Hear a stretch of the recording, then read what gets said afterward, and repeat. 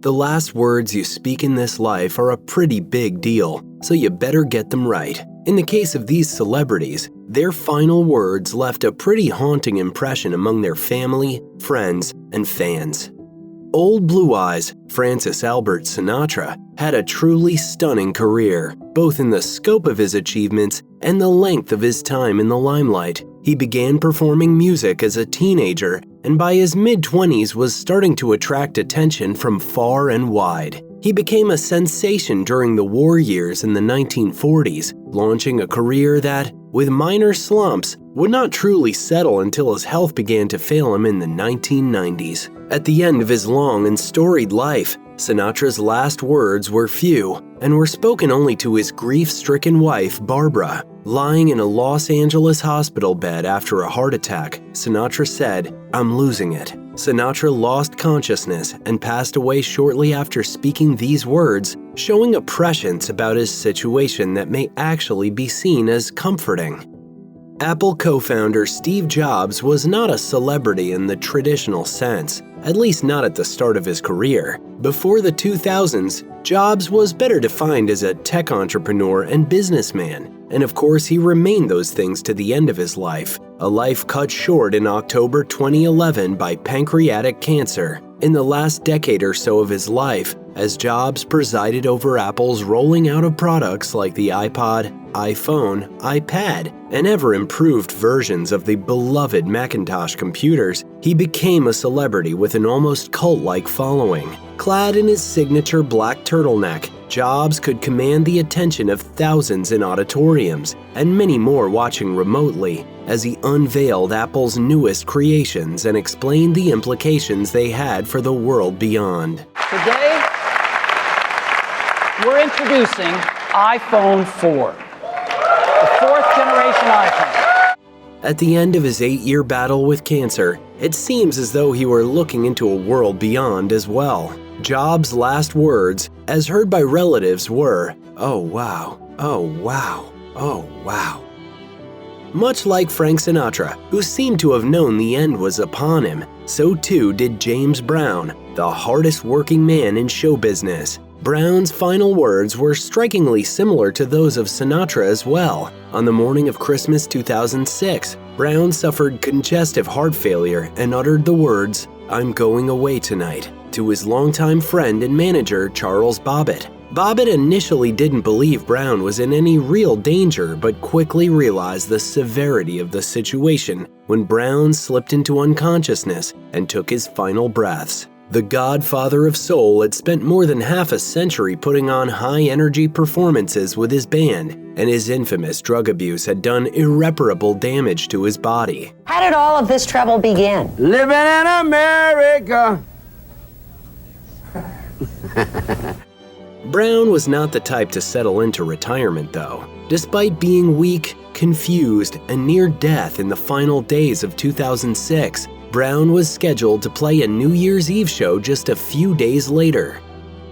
Looking back on the life and death of John Belushi, the latter of which occurred on March 5, 1982, it's hard to believe the actor and comedian was just 33 years old when he died. From never-to-be-forgotten roles in movies like The Blues Brothers and Animal House to his time as one of the original 7 cast members on Saturday Night Live, it's easy to think the man had been around much longer. More than a decade of hard drug use and a generally unhealthy lifestyle had wreaked havoc on the actor's body, and he looked to be a good decade older than he actually was by the last days of his life. His actual death came as a result of a drug overdose after he was injected with a so-called speedball, a mixture of heroin and cocaine. His friend and drug dealer, Catherine Smith, was the one who injected the narcotics into Belushi and was the person who heard his last words, "Just don't leave me alone." Smith did leave him alone, though, and would later serve time for manslaughter for the actor's tragic death. Despite becoming a real-life princess, the life story of Diana, Princess of Wales, was anything but a happily ever after tale. It was a life that commenced with an unhappy childhood in a broken home, and one in which she was rejected by much of her new family after marriage. It was a life in which a husband's affair led to a painfully public divorce, and a life cut short by tragedy. Unbeknownst to many, Diana did not die immediately following the tragic car crash both caused and documented by paparazzi who were tailing her car. In the immediate aftermath of the car crash, Diana reportedly had time to look about and, in confusion, say, "My God, what happened?" as she saw the lifeless bodies of 2 other passengers in the vehicle. The specific cause of Princess Diana's death was a tear to a vein in her lungs caused by the crash, doctors later found. It was a rare injury and, only adding to the tragedy, one that could have been avoided had Diana worn a seatbelt.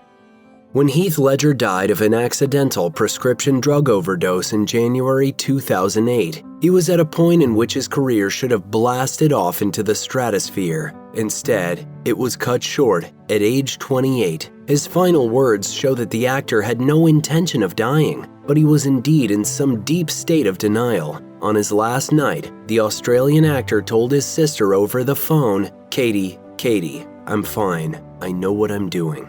Ledger, who had earlier said he just needed to get some sleep, confided to his sister that he had taken several different prescription medications and said his fateful and far from accurate last words in response to her warning him against mixing so many different drugs.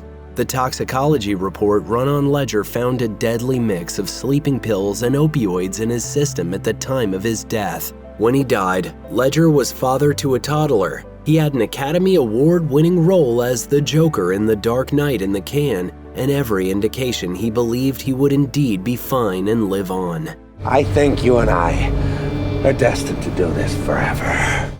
The similarities between the lives and deaths of John Belushi and Chris Farley are so striking as to be unsettling. It's almost as if these 2 men's lives followed the same script. Like Belushi, Farley cut his teeth in comedy at the famed Second City Theater in Chicago, and went on to national and even international fame thanks to his years as a cast member on Saturday Night Live in the 1990s. Farley later ended up landing starring roles in several films that are unlikely to ever be forgotten, most notably his performance alongside SNL co-star David Spade in the comedy Tommy Boy. Tragically, Farley was just 33 when he died from a major drug overdose. His last known words are almost a word-for-word rehashing of Belushi's too. Farley's last words spoken to another person were, "Don't leave me." His final words were spoken to a reported sex worker who, before leaving him to die alone in his Chicago apartment, stole his watch and took pictures of the actor and comedian as he lay on the floor near death. The medical examiner said Farley had alcohol, cocaine,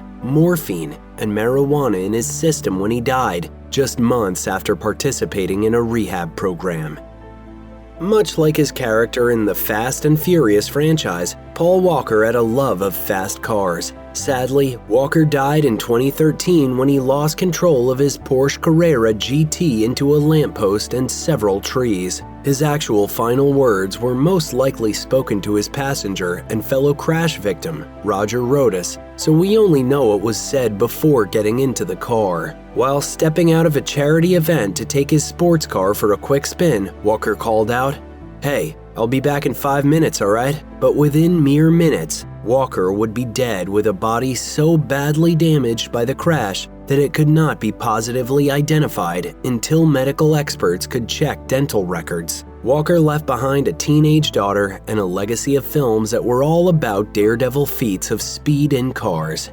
Everything about legendary fashion designer Coco Chanel was larger than life, right down to her last words. Born into poverty, Chanel pulled herself up by her bootstraps, using her wit, charm, and her undeniable ability as a designer and businesswoman to launch an empire that would include clothes, accessories, perfumes, and more.